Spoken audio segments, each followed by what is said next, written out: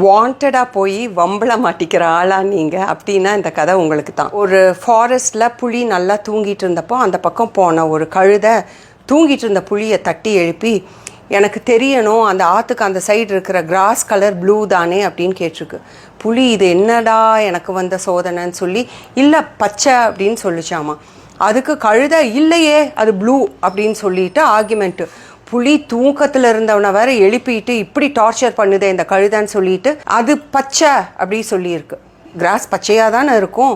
சரி, கழுதை கத்த, புலி உரிமை, பயங்கரமான சண்டை அவங்க ரெண்டு பேர்த்துக்கும் வேர்பலி. ஸோ சுற்றி இருந்த அனிமல்ஸ் எல்லாம் பயங்கர டிஸ்டர்பன்ஸ் ஆகி போய் கிங் ஆஃப் த ஜங்கிள் ராஜா சிங்கத்துக்கிட்ட போய், ராஜா இந்த மாதிரி இவங்க ரெண்டு பேரும் அனாவசியமாக சண்டை போட்டு எங்களை எல்லாம் டிஸ்டர்ப் பண்ணிகிட்ருக்காங்கன்னு சொல்லியிருக்காங்க.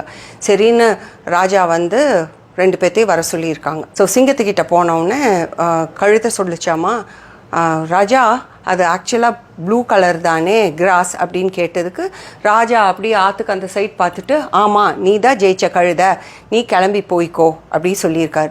அதுக்கு கழுதை சொல்லியிருக்கிற, அப்படி பாருங்கள் என் கொட்டை சும்மா ஆர்கியூ பண்ணிகிட்டு இருந்தார், அப்போ கண்டிப்பாக வந்து நீங்கள் புலிக்கு பனிஷ்மெண்ட் கொடுக்கணும் அப்படின்னோடனே திரும்பி புலிக்கிட்ட சொன்னாங்களாமா, நீ 3 நாளைக்கு யாருக்கிட்ட பேசக்கூடாது, மௌன விரதம் இருக்கணும் அப்படி சொல்லியிருக்காரு.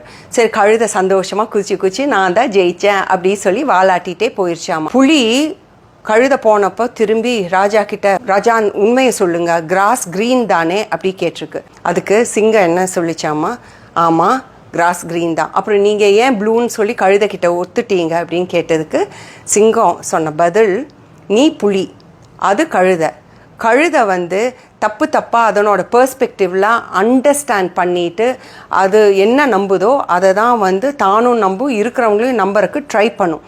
ஆனால் நீ யார், நீ புலி, அப்போ நீ புலி மாதிரி பிஹேவ் பண்ணி இருக்கணும்ல, உனக்கு அறிவு இருக்குல்ல, உனக்கு அது க்ரீன் அப்படின்னு தெரியும்ல, நீ அந்த கழுதை கூட ஆர்கியூ பண்ணி நீ ஜெயிக்கணும், உன்னோட புலி ஸ்டேட்டஸ்லேருந்து நீ எதுக்கு இறங்கின, புலியாகவே இருந்திருக்கணும், நீ ஏன் கழுதை லெவலுக்கு இறங்கி ஆர்கியூ பண்ண, அதனால தான் உனக்கு இந்த பனிஷ்மெண்ட், நீ புலியாக இருக்கிறத மறக்கக்கூடாதுன்னு அப்படின்னு சொன்னாங்களாமா ராஜா.